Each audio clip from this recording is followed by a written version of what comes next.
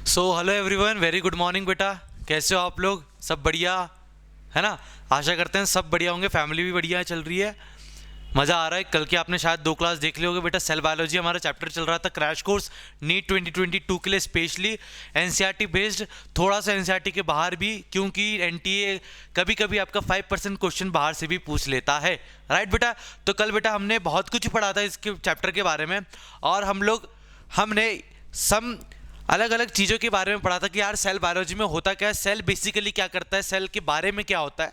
And हम यहाँ तक ये कंक्लूजन पे पहुँचे कि आज हमको ये बेटा ये स्टार्ट करना है, what is the basic about the prokaryotic cell and eukaryotic cell. Right बेटा? सो पहली बात बेटा, hit the like button, subscribe कर लो, बेल आइकन को दबा लो, जिससे आपको इस चैनल की सबसे लेटेस्ट चीज़ें प्राप्त हो। राइट? तो हम स्टार्ट करें बेटा। तो हम लोग आज स्टार्ट करें बेटा प्रोकैरियोटिक सेल और यूकैरियोटिक सेल के मेजर बेसिक डिफरेंस के बारे में। राइट बेटा? मेजर बेसिक डिफरेंस के बारे में। ठीक है, मैं पहली बार बात करता हूं बेटा कि न्यूक्लियर मेम्ब्रेन प्रोकैरियोटिक में एब्सेंट होता है। राइट? न्यूक्लियर मेम्ब्रेन आपके प्रोकैरियोटिक सेल में एब्सेंट होता है, वेयर एज न्यूक्लियर मेम्ब्रेन आपके यूकैरियोटिक सेल में बेटा प्रेजेंट होता है। राइट? ये आपका पहला डिफरेंस था। सेकंड बात करता हूं बेटा, यहां पर आपकी जो न्यूक्लियस के बारे में बात करिए। ठीक है, यहां पर आपका जो न्यूक्लियस है वो प्रिमिटिव है। Right? Here prokaryotic cell means pro in the sense primitive and karyo in the sense that is nucleus. तो यहां पर जो आपका न्यूक्लियस है वो बेटा प्रिमिटिव न्यूक्लियस है। प्रिमिटिव इन द सेंस बेटा less developed. Right? Less developed है ना? तो यहां पर आपका जो न्यूक्लियस है वो बेटा प्रिमिटिव है। इसी चीजों को आपसे एनटीए ये भी क्वेश्चन कर सकता है कि can prokaryotic cell can be called as genophore nucleus, incipient nucleus और न्यूक्लियोइड। तो आप बोलोगे यस। राइट? तो न्यूक्लियस यहां पर आपको 4 टर्म में डिवाइड करके दिया है बेटा मैंने आपको। न्यूक्लियस को यहां पर आप बोल सकते हो बेटा primitive nucleus, secondly genophore, thirdly that is incipient nucleus, and at the last but not the least nucleoid. Right? Nucleoid. ठीक है, अगर मैं यही बात करता हूं बेटा न्यूक्लियस के बारे में यूकैरियोटिक सेल में, तो न्यूक्लियस में आपका बेटा यहां पर यूकैरियोटिक सेल में न्यूक्लियस आपका बेटा यहां पर ट्रू है ना? फुल्ली डेवलप्ड है, वेल डेवलप्ड है, एडवांस है। यहां पर आपका जो न्यूक्लियस था बेटा प्रोकैरियोटिक में वो बहुत लेस डेवलप्ड था, तो एडवांस भी नहीं था। राइट? तो यहां पर लेकिन यूकैरियोटिक सेल में बेटा it haves true nucleus, that means advance nucleus. Right? Advance nucleus. आगे बढ़ते हैं बेटा, नेक्स्ट स्लाइड में चलते हैं। नेक्स्ट स्लाइड में आपका थर्ड डिफरेंस है, और can be say as like membrane bound organelle. कल मैंने आपको बताया था बेटा मेम्ब्रेन बॉन्ड ऑर्गेनेली, लाइक मैंने आपको बताया था बेटा। हम देखते हैं एक जगह पे,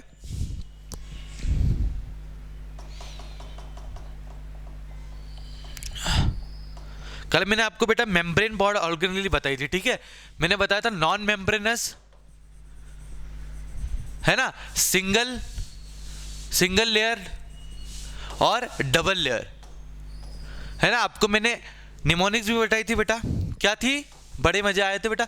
रात भर है ना, क्या था? रात भर चैन ना आई। ठीक है, यहां पर मैंने आपको बताया था बेटा मुझे नहीं पता।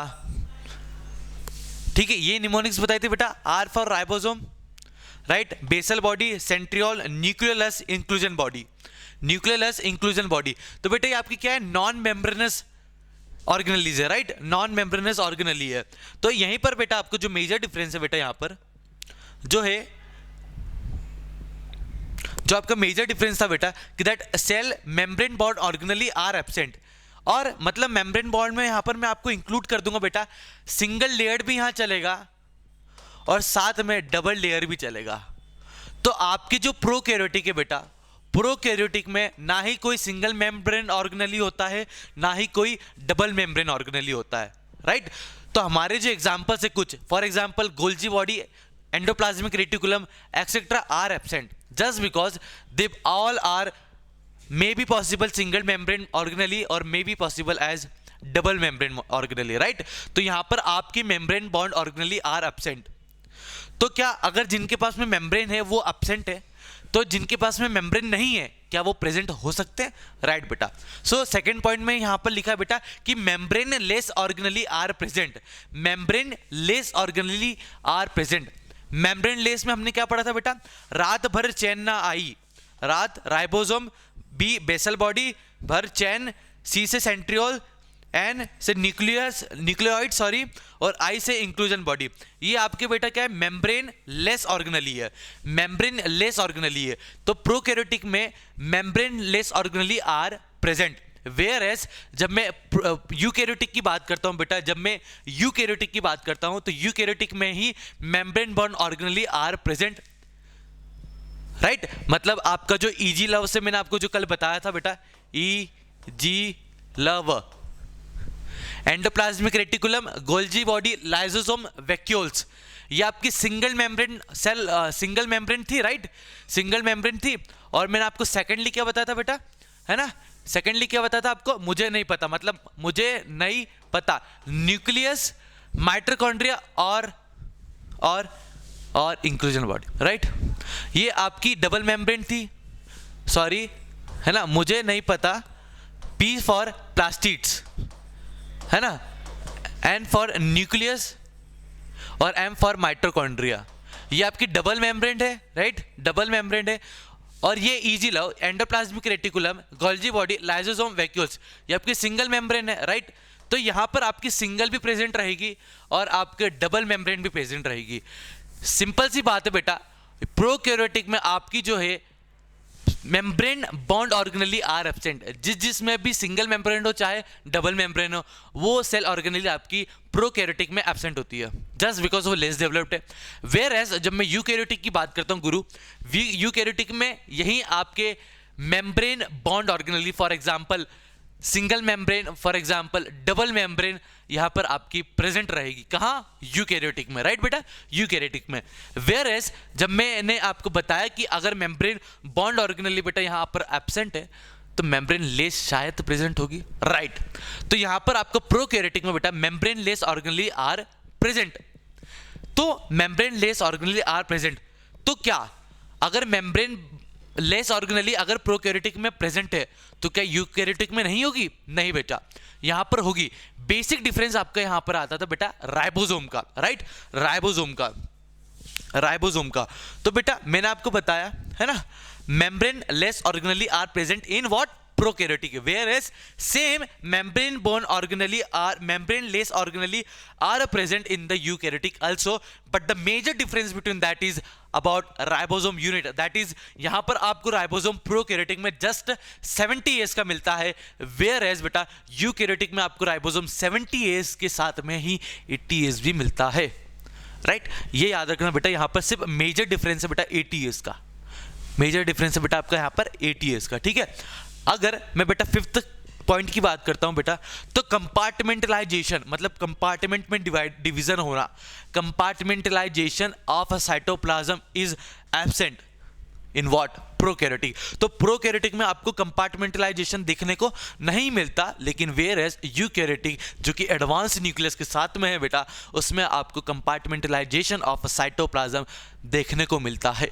And what about the cytoplasm? Cytoplasm is nothing but it is the main arena of the cellular activity. If there is a cytoplasm, then obviously there is a metabolism, right? Right बेटा? और अगर बेटा metabolism नहीं था तो हमने पढ़ा था बेटा, तो वो इंडिपेंडेंट नहीं है, राइट, वो इनकम्प्लीट है, राइट। जस्ट मैंने आपको वायरस के बारे में बताया था, तो कंप्लीट सेल के लिए मैंने आपको शायद ये बताया था बेटा कि सेल मेम्ब्रेन, साइटोप्लाज्म और जेनेटिक मटेरियल होना जरूरी है। तो cytoplasm is the most important just because यहां पर बेटा आपकी सेलुलर एक्टिविटी होती है, ओके। तो बेसिकली हम टॉपिक पे आते हैं बेटा। तो टॉपिक में हमने ये देखा कि कंपार्टमेंटलाइजेशन ऑफ अ साइटोप्लाज्म यहां पर बेटा आपका एब्सेंट होता है, वेयर एज बेटा कंपार्टमेंटलाइजेशन ऑफ द साइटोप्लाज्म आपको देखने को मिलता है कहां, that is eukaryotic my child, eukaryotic. छोटू समझ में आ रहा है, सब बता दो, है ना, कमेंट बॉक्स में लिख दो बेटा समझ में आ रहा है, ठीक है। 6 पॉइंट पे आते हैं बेटा, सेल वॉल की बात करते हैं, राइट। सेल वॉल की बात करते हैं तो बेटा सेल वॉल प्रोकैरियोटिक में प्रेजेंट है, मानते हैं, तो क्या सेल वॉल यूकैरियोटिक में एब्सेंट होगा, नहीं, सेल वॉल यहां पर प्रेजेंट ही रहेगा, सेल वॉल प्रोकैरियोटिक में प्रेजेंट ही रहेगा। यूकैरियोटिक में सेल वॉल बेटा प्रेजेंट रहता ही है या कभी कभी एब्सेंट भी होता है, सेल वॉल प्रेजेंट और may be absent, cell wall present और may be absent. Why may be absent? तो एब्सेंट हमारी केस में बेटा एनिमल बॉडी में आपको, एनिमल सेल में बेटा आपको सेल वॉल देखने को नहीं मिलती। कि किसने बताया था बेटा? स्वान सर ने बताया था, राइट?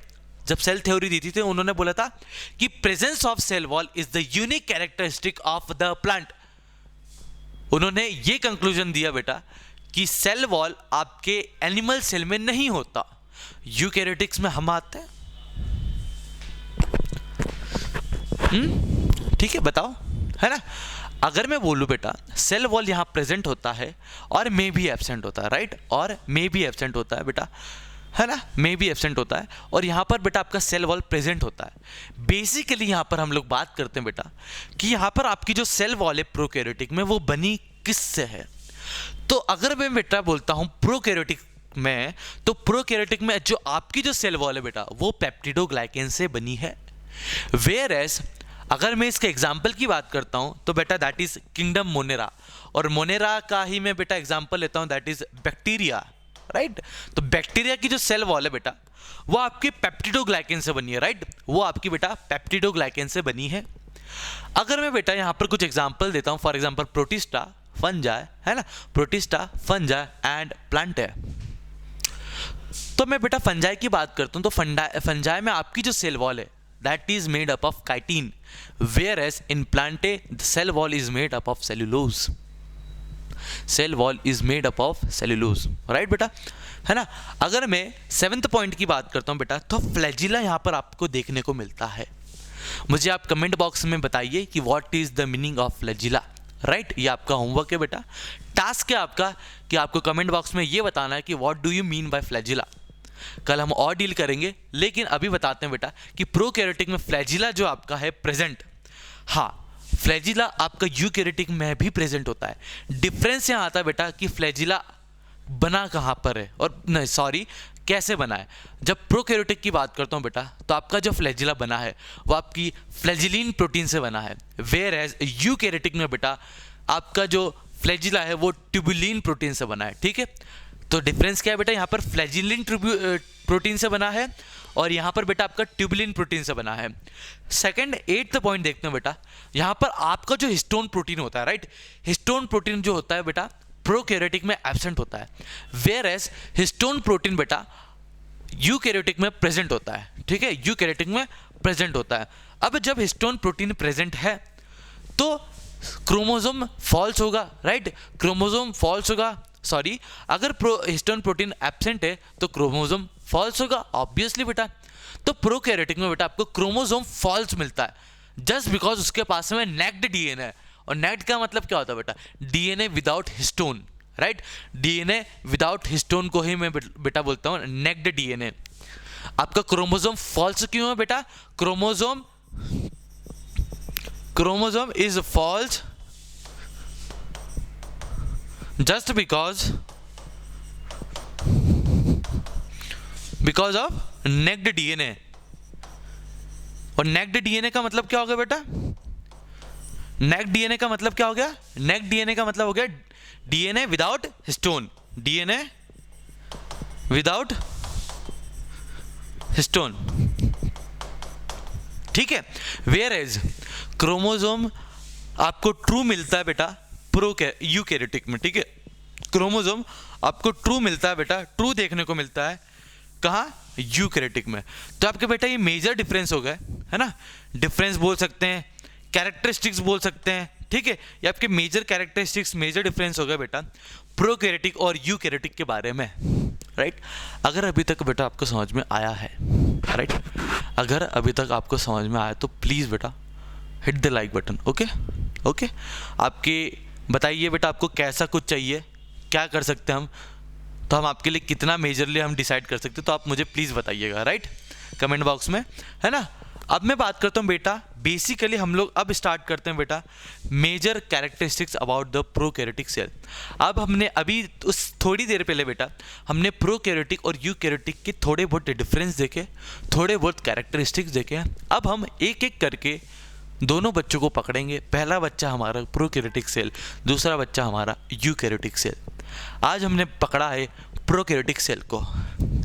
मैंने आपको एग्जांपल में बताया था बेटा कि प्रोकैरियोटिक सेल का एग्जांपल है बेटा आपका किंगडम मोनेरा।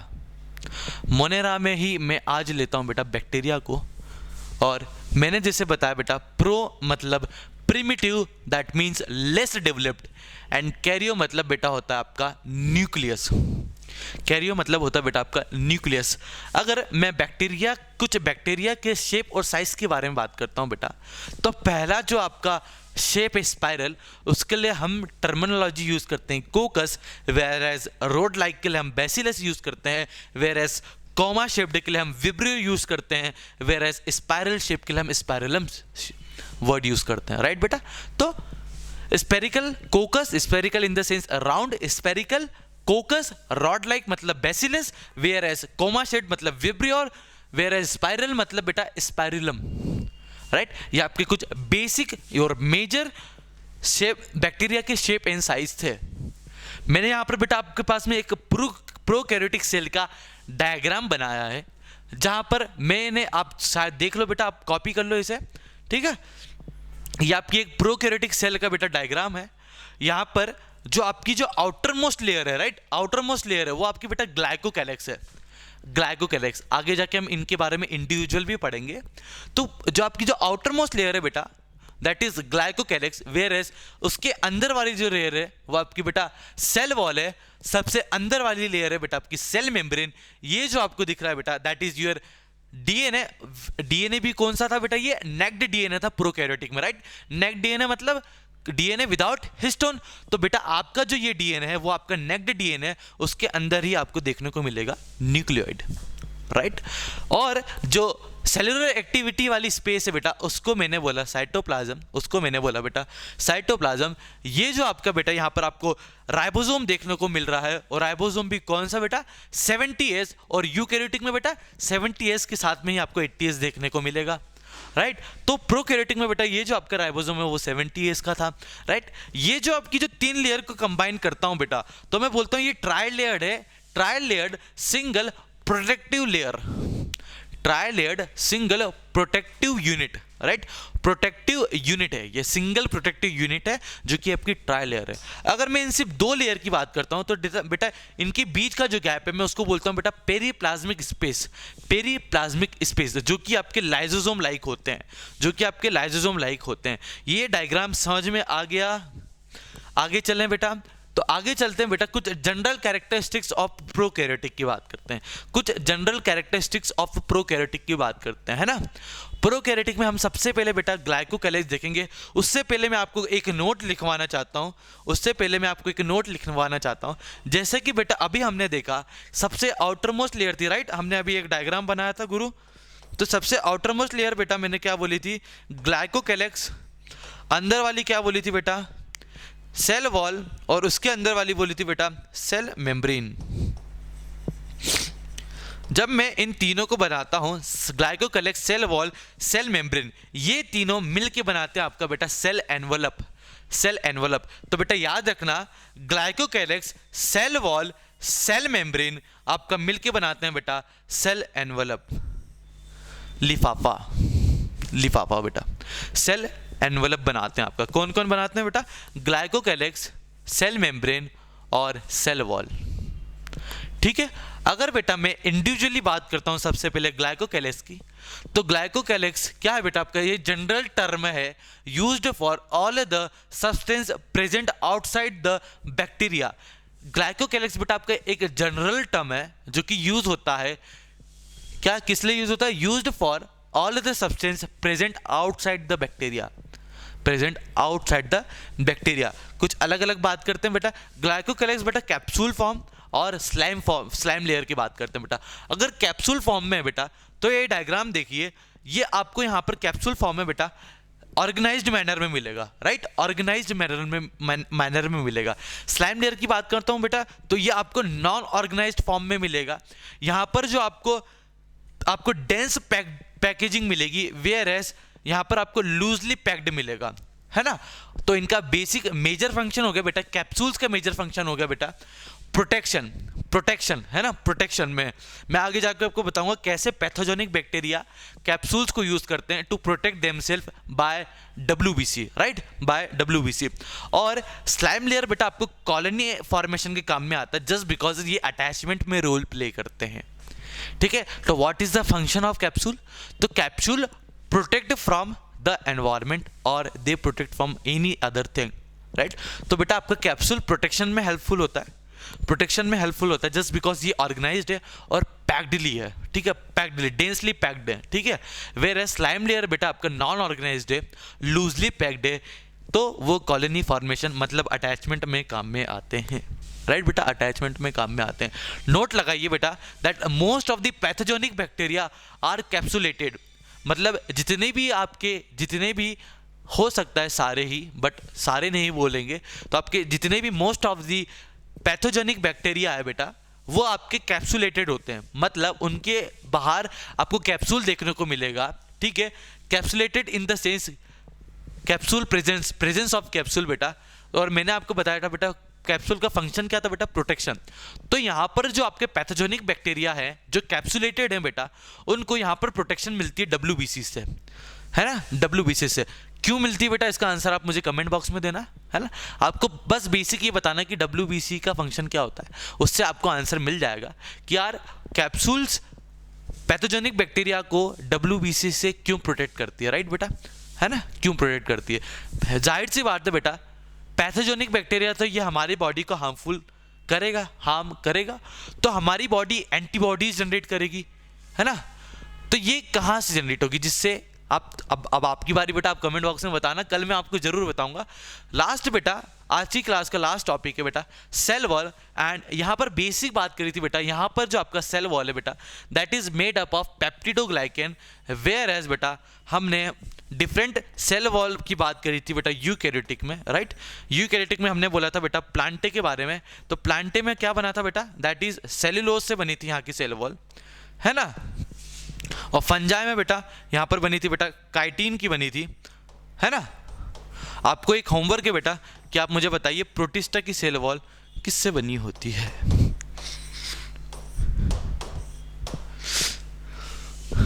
ठीक है बेटा, तो आज की सभा यहीं समाप्त होती है ना, आज की सभा यहीं समाप्त होती है।